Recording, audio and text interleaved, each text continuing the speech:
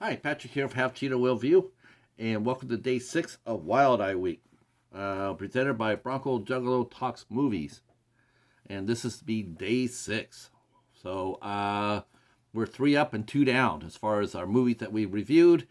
We got 3 winners and 2 not so winners, but that happens. But I'm going to go out on a win streak. I tell you that right now. I can promise you we're going out on a win streak. And how do I know that? Well, because I picked 3 winners. I already know. I cheated. Okay, I cheated. But today we're going to talk about a movie I watched and reviewed a while ago, but I want to talk about it again because our good friend Mr. Bones actually watched it and he liked it as much. He liked it very much, and I said, you know what? I need to talk about that movie too because I really liked it very much as well, and that is Doll Factory. This was a lot of fun, kids.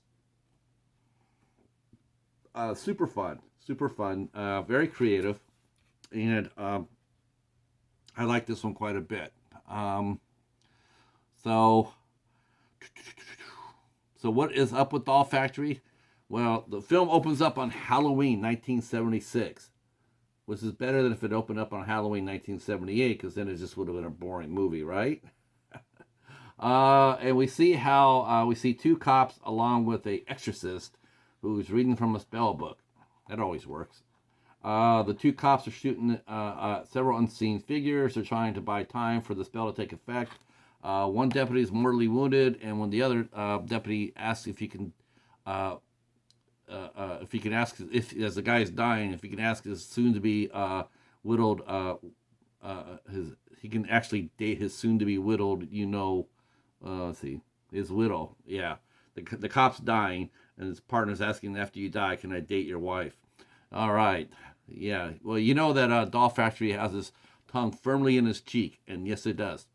The spell works, and in a complete homage to Friday the 13th, the title sequence rolls, and we are then put in the present day. Yeah, the opening credit scene, it's very much a homage to Friday the 13th.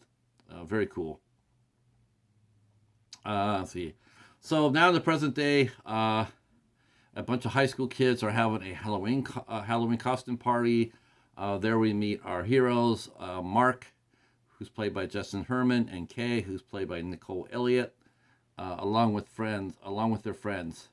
One of the groups breaks out a spell book. Boy, spell books are just everywhere in this movie, aren't they?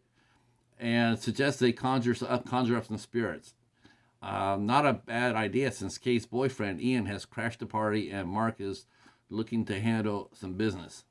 Uh, After a brief clash, Mark, Kay, and the rest of the gang break into the old doll factory.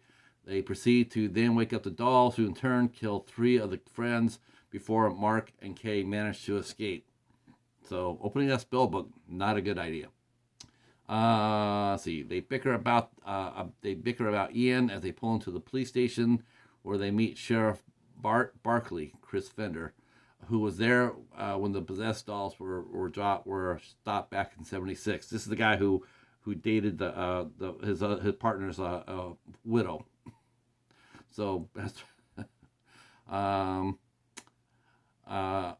Barkley finds out that when Barkley finds out what they've done, he barks at them and tells them to go home while grabbing his deputy, Donnie Harris, and starts to head to the factory.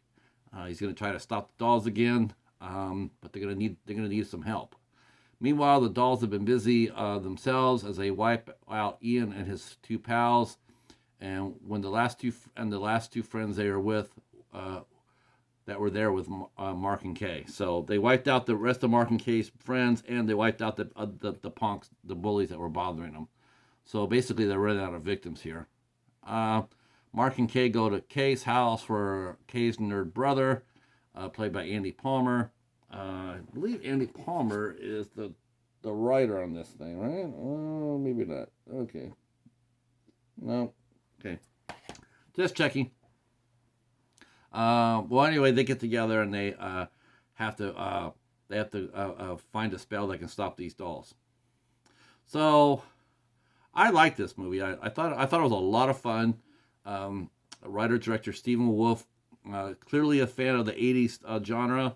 The Friday the 13th, Halloween. Um, though I got more of a full moon type of vibe with this from the Puppet Master series, which Mr. Bones actually commented on. He actually mentioned that. Good call, Bones.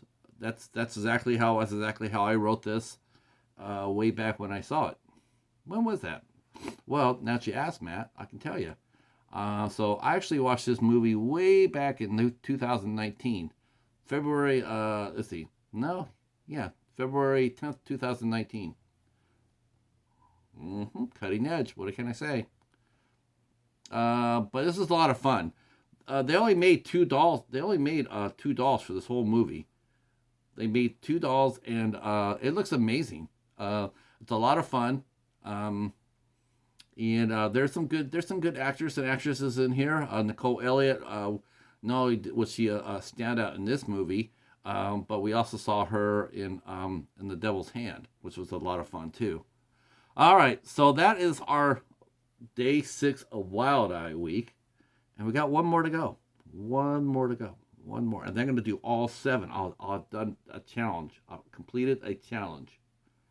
So, if you liked what you hear, please consider hitting the sub button, hit the bell for notifications, and more importantly, leave a comment. We'd like to hear from you. We'll answer you back. We promise. Me and the Cheetah. Yep. All right. On to day 7. Peace.